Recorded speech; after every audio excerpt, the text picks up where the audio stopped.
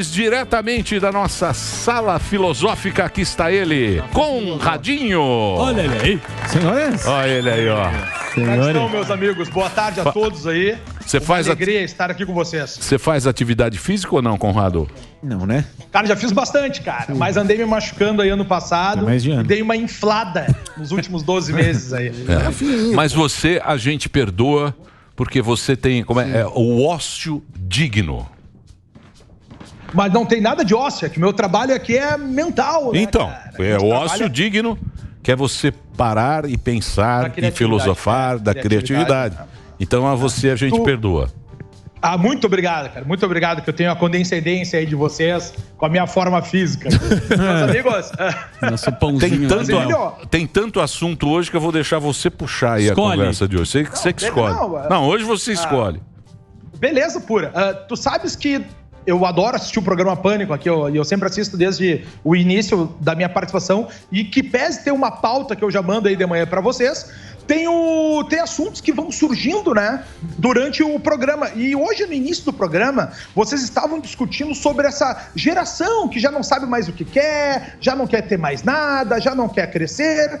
E aí, eu queria trazer um pensamento aqui com vocês, que a própria filosofia, né, tem uma explicação para tudo isso. Tu sabes que no desenvolvimento do ser humano tem um período da sua existência chamado adolescência, que deveria ir ali dos seus 12 anos até uns 17, 20 anos, que é esse período do ser humano se estranhar com o mundo. No início, porque assim, o que é a adolescência? É aquele momento que o ser humano deveria sair de uma proteção emocional da sua infância, com os pais protegendo ele de todas as formas, e ele começar a ter mais contato com o mundo, ele começar a ter um test drive do que realmente é o mundo. Porque o adolescente, logo que ele se torna, chega nessa fase aí, né, dos seus 12 até os seus 20 anos, esse momento que ele acha que o mundo não gosta dele, que ninguém entende ele, que ele está sozinho, né? Que é um grande sofrimento que ele passa por todas as suas etapas existenciais. Só que isso é feito exatamente para o ser humano evoluir. Isso aí tem grandes ganhos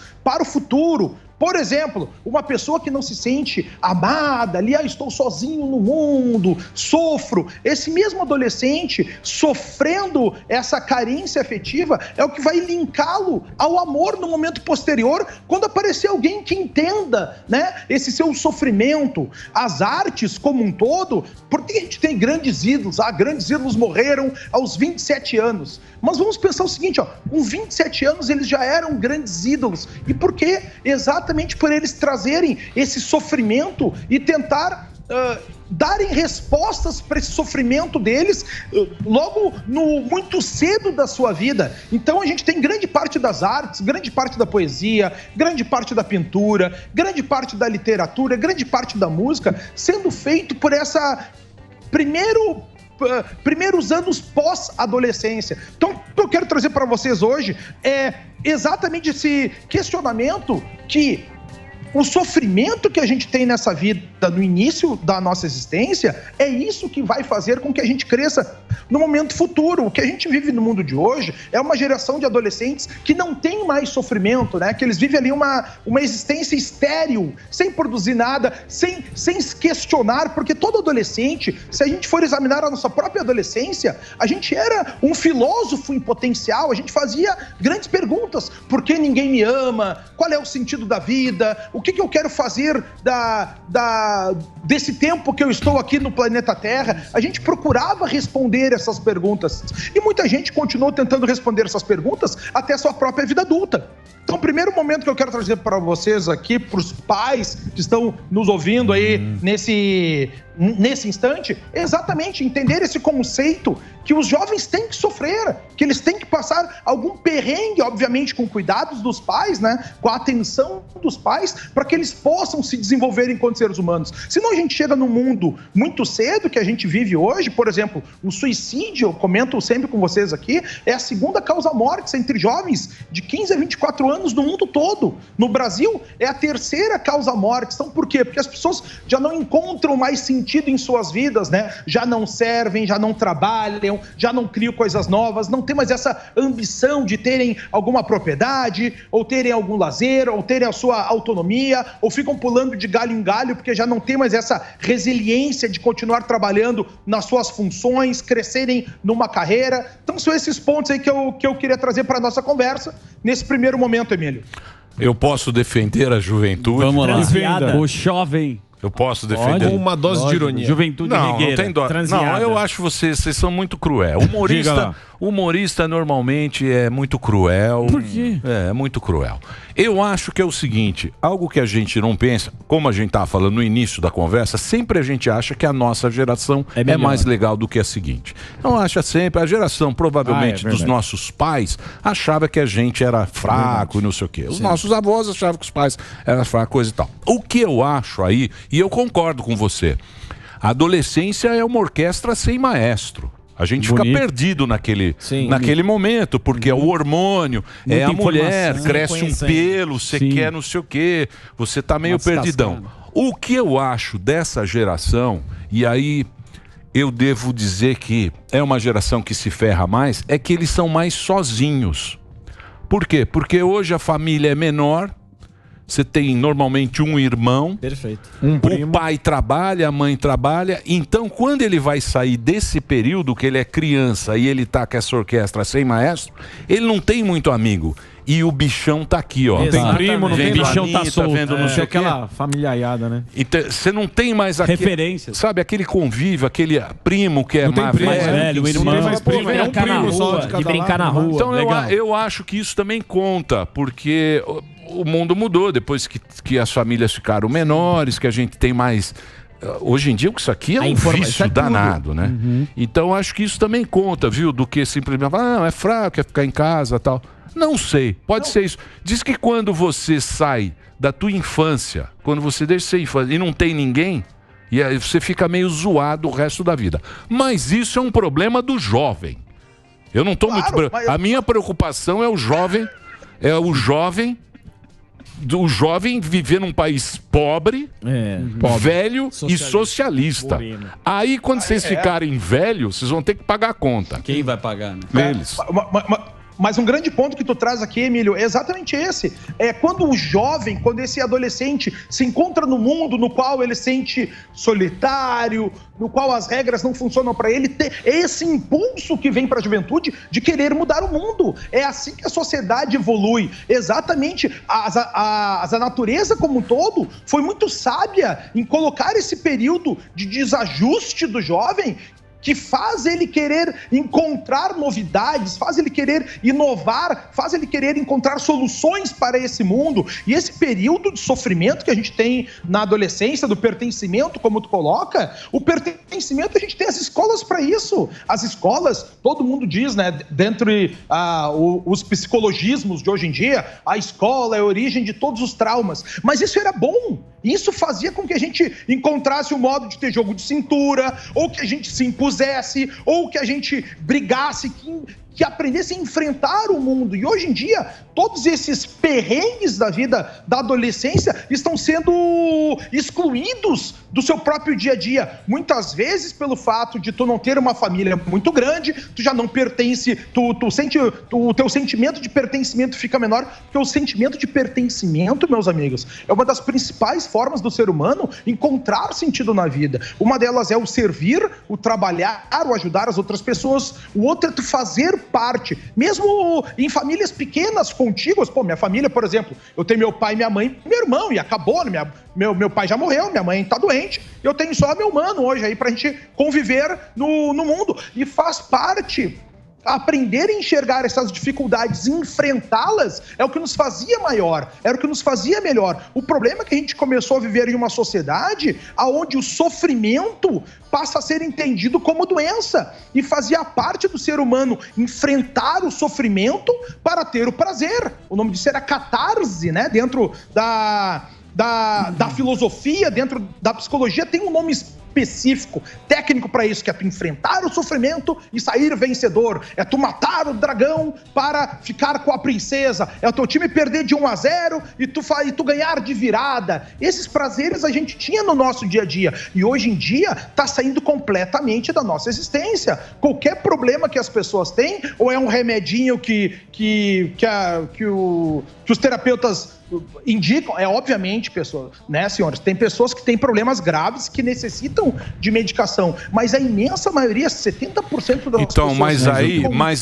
mas aí, o que acontece é que mudou, isso é que é outra coisa também, porque as coisas mudaram, a semântica mudou. Sim. Então, por exemplo, antigamente, eu sabia quando eu tava triste. Certo. Eu tava triste, a namorada, porque eu tomei um pé na bunda, puta, eu tô na fossa.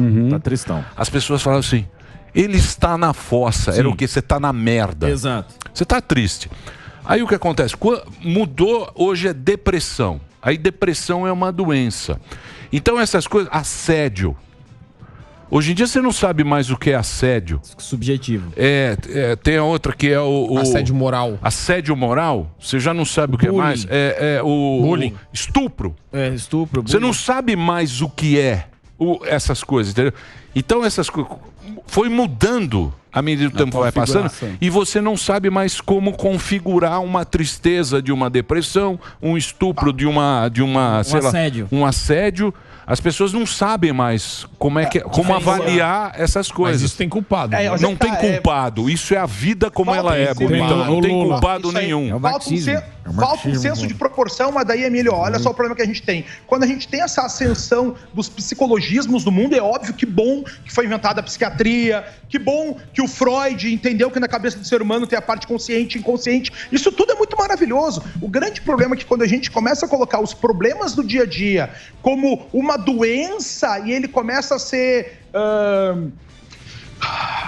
taxado em cima de todas as pessoas, é muito melhor para o ser humano que é carente se colocar como vítima, se colocar como doente.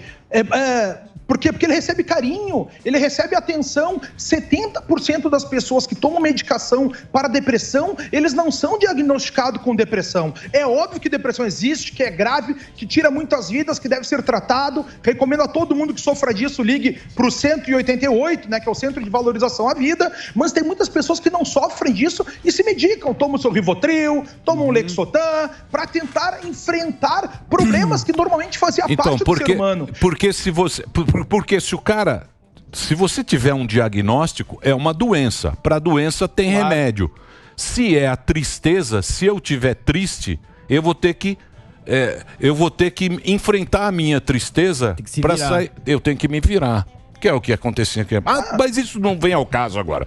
Eu queria colocar. Não é, porque o programa tá. O papo tá muito bom e tá estourado. Adorei o papo. Você gostou? Eu gostei. Assisti. Você vai fazer uma pergunta? Você tá com hot yoga. Não, mas Biden. O Biden já mudou total. Biden disse o seguinte. Não, ele tá mais ou menos no tema e subtema. Biden afirma que crianças em idade escolar não pertencem aos pais quando estão na sala de aula. O cara é o anticristo, né? Nossa, velho. Exagera. Olha o que também. ele fala. Não, pelo amor de Deus, que negócio é esse? Você nem Cristo não sei, na escola quem manda é o professor. Eu acho. Mais ou menos. Professor com a régua. Isso não é uma constatação dele. Ele tá querendo passar uma mensagem subreptícia com isso. Eu vou perguntar pro Conrado. Biden afirma que crianças... Não. Biden afirma. O que ele quer dizer com isso? Crianças em idade escolar não pertencem aos pais quando estão na sala de aula. E aí, Fecha Conradinho, aspas. sai dessa. Não é verdade, né, Emílio? Isso aí até é uma própria afronta ao poder parental. Se a gente fosse pensar que as escolas têm os professores com respeito a todos eles, porque hoje em dia um grande drama que a gente vive é os pais que acabam terceirizando os seus filhos para as instituições, né? Tu acaba passando, são os colégios que têm que educar meu filho e não é mais a família. E é esse jogo de responsabilidades que a gente acaba tendo um perdimento dos seres humanos, sabe? Que o Henry David Thoreau, ele dizer, olha, os seres estão criando carruagens, isso aí a gente está falando aí de um filósofo do século XVIII, né, do século XIX, e ele dizia, os seres humanos estão andando em carruagens cada vez melhores, né, mas já não sabem mais andar a pé. O ser humano consegue fazer um telégrafo funcionar do Texas até o Wyoming, mas ele não melhora a sua comunicação. O que a gente está perdendo nos dias de hoje é que os seres humanos já não estão mais tocando o mundo, resolvendo problemas. Tem homens hoje, mulheres, quando eu falo homens aqui é o ser humano como um todo, que já não sabe mais arrumar um chuveiro, não sabe mais desentupir uma pia, não sabe mais trocar um pneu de um carro. Então o ser humano está deixando de aprender o mundo e está sempre terceirizando mais. O grande problema de tudo isso é o Estado tomar para si essa sujeição dos alunos. O que a gente vê dentro das teorias e das doutrinas escolares é uma submissão do ser humano, da criança e do adolescente a uma abstração social maior. Nos Estados Unidos, a gente tem um problema muito grave, que é a teoria crítica racial. Eles têm uma lavagem cerebral dentro do colégio, porque é uma realidade diferente dos Estados Unidos da que a gente vive no Brasil. O grande problema é que o Brasil aqui acaba sugando tudo que os Estados Unidos fazem. A gente tem esse sentimento de colonialismo, eu chamo, particularmente, do complexo de Paraguaçu, né? Foi quando a Paraguaçu foi embora ali com o Caramuru embora, né? Que eles vão pra Europa lá, saem todas as indiazinhas nadando atrás do Caramuru e acabam morrendo afogados. A própria Moema, a Índia Moema, acontece isso. Então, o grande problema do Brasil, que eu já vejo acontecer isso, Emílio, para encerrar já, é o problema de ser Maria vai com as outras. Daqui a pouco os colégios aí vão querer tomar responsabilidade sobre as crianças aqui e tirar o poder parental do pai que pensa diferente. Foi um grande tema das discussões de vocês quando eu estava em Israel e observei vocês comentando aqui, é acerca de colégios que têm pseudos professores com pós-graduação em Harvard se dizendo ter sobre isso, deixando com que as crianças não pensem diferentes. E aí, de quem é a responsabilidade dessa criança que pensar diferente? O pai dela vai para a cadeia, a criança será expulsa. Que resultado nós teremos de tudo isso? Vocês falaram da Muito casa. Bem. Não chegamos à conclusão, né? A última. Você falou da casa e você falou da escola. E o algoritmo, que também... Qual algoritmo? Se você pega uma criança que está no TikTok, estão falando da sexualização, tem as dancinhas. Não tô falando, falei já. Eu falei estou nada. Você tá preocupado eu próprio, Daniel Zuckerman. Ah, tá. Você é filhos adolescentes que estão fazendo quadradinho de 8 e por aí vai. No banheiro. Seu filho tá fazendo Meu quadradinho? filho é muito jovem, ainda não. Mas possivelmente o seu sim. Fumar maconha. Demorar no banheiro. Mas isso não tem jeito. Então, por ele isso tem que a gente enfrentar. Tá falando. Aí a gente fala de liberdade. Você vai ter que enfrentar. Quem dá essa liberdade Sua é o filhinha pai. que nasceu, a novinha. Vai buscar no baile. Você vai ter que enfrentar, sabe o quê? Um marmanjo chegar na tua casa. É isso aí. De dreadlock, folgado, cheirando maconha. E aquele cheiro enjoativo. Bafo. De regada, aquela bermuda. Na sandália do Moisés. Olhão vermelho. E aí, tio? Tem uma breja aí? Bermuda sem cueca. Porra, tio, não tem uma bermuda sem cueca? Tem uma breja aí? Você vai falar... Claro que tem. Você quer Heineken pra você não perder o amor da sua filha. É assim que você faz. Olha a vida como... Claro. É assim que você a vida faz. Quando chega o dreadlock, você fala, beleza. Você acha que é assim? A vida é assim, amigo. Mas e você, Conradão? Conradão? Conradão não tem Vem pra filho. cá, Conradão. Conradão é solteiro. Conradão só na curtição. Olha lá. Bom vivan. É um bom vivan. Só salpicando o frango. Mas uma grande saída pra essa situação é isso, que é o seguinte, ó. Tu chega lá pra tua filha e diz, minha filha, adorei esse teu namorado aí, com as características que o Emílio falou e tal. Diz, maravilha isso aí. E aí quando pegar o cara sozinho no corredor, diz, some da minha vida, sai da minha vida. Com uma arma. Atrás de ti, toca um terror no cara. Só não briga com a tua filha. Com a tua filha tá tudo normal. E ainda diz pra ele, tu trata de acabar esse teu relacionamento, senão eu vou mandar a polícia te pegar. Você ameaça o namorado. Isso vai estar resolvido. Ameaça no Abre a gaveta e fala, tá vendo? ele acabar o relacionamento. É isso aí. Obrigado, viu, Conrado, pelo papo. Você tem lá, tem que colocar Fernando Conrado. No Insta. Tem que colocar no Google. Nós também estamos aí.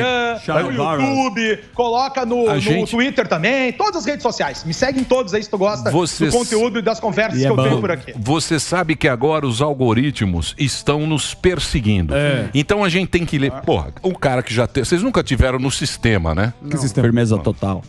Não sabe o que é sistema. sistema. Quem já esteve no sistema sabe do que eu vou falar. Sim. Nós precisamos arrumar palavras que substituam. Sim.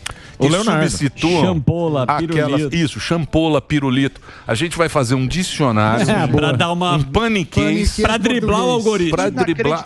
Para driblar o Emílio. Hã? Nós precisamos fazer isso. 2022 a gente tem que fazer isso. Tem que fazer. Viver o tempo de códigos. Isso aí. Estamos perdidos.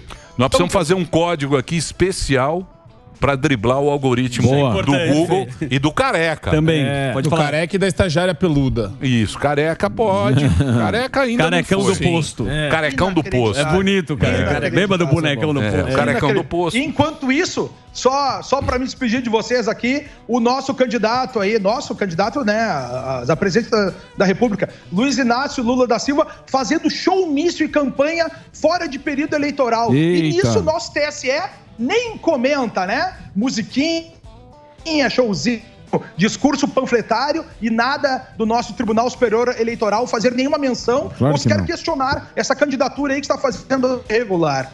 Muito bem, muito bem. Show. Mas tava fraco.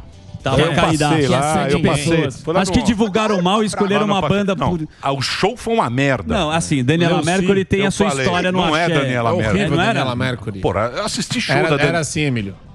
Eu já vi show da Daniela Mercury. Tinha um monte de gente, Leci Brandão. Eu já vi, não era, já vi no Olímpia.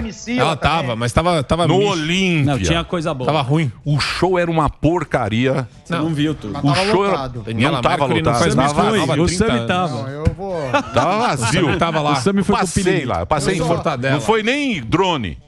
Eu vi com os meus próprios olhos. Que a terra de comum. Não, Tava vazio já. Eu tava voltando da Marginal, tava voltando pra cá. Você sobe a Você tomou uma cervejinha lá? Saiu da Marginal e encontrou um Marginal. Pacaembu, subia Pacaembu, um show horrível. Falei, pô, o que é isso? Aí eu vi o telão, vi o negócio da CUT. Eu falei, porra, deve ser o candidato. Barba. Tá aí. O Barba. Mas era às 7 da noite. Um show horroroso. Se a CUT e o Lula quiser, tem que levar o Gustavo Lima. Aí bomba. Mas não dá, ele é do bolso. Ele é do bolso. Não, Gustavo Lima. Ele é do bolso. Porra, Não, eu acho que os... Não, tem que levar esse ser Maiara e Maraíza. Não, sertanejo é tudo bolso. Não, mas o sertanejo que leva a público. Tem que levar mas é do funkeiro. bolso. Põe um centavo no Lollapalooza. Obrigado, o Conrado, obrigado pelo papo. Abraço, meus amigos. Fiquem com Deus aí. Até semana que vem. Estarei na Grécia. Semana que vem estarei na Grécia. Tá com a vida ganha. Diretamente de Atenas. Você tá com a vida Traz ganha, um iogurte Conradinho. pra nós. Puta que inveja. Trabalhando, meu amigo. Não é fácil. Não é fácil. Trabalhar na Grécia Porra, é trabalhar em Mykonos. O cara vai lá pro Scorpion. Tem muito viado lá, hein? E ele gosta, hein? Conradão esconde bem. Mykonos só tem... Opa, puta lugar vai lá pro maravilhoso. Scorpion, você vai gostar. Lugar maravilhoso. Baladinha. Sunset, Scorpion, anota. Falou, boa viagem. Scorpion é lá, o Beach Bar. Isso. O Beach Bar. Você vai na praia e dá uma salpicada. Viados Gostoso. maravilhosos. Lá você queima e ninguém sabe. Mulheres de topless, fumando charuto. Gostoso. Puta lugar que é a Grécia. Belvedere. Legal, hein?